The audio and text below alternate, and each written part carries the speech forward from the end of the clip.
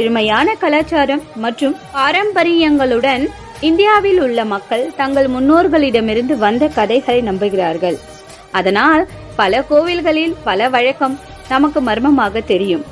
அந்த வகையில் இந்தியாவில் அமைந்துள்ள மர்மமான கோவில்களை பற்றி இங்கு பார்க்கலாம். அனந்த பத்மநாப ஏரி கோவில், காசர்கோடு, கேரளா. இது ஒரு ஏரியின் நடுவில் உள்ள ஒரு கோயிலுங்க.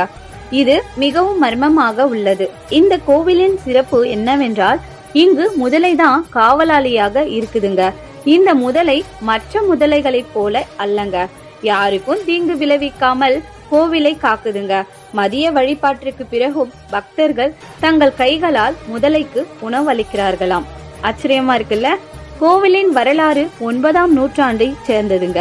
விஷ்ணுவின் அவதாரங்களின் காட்சிகளை காட்டும் குறிப்பிடத்தக்க மர வேலைப்பாடுகள் உள்ளன.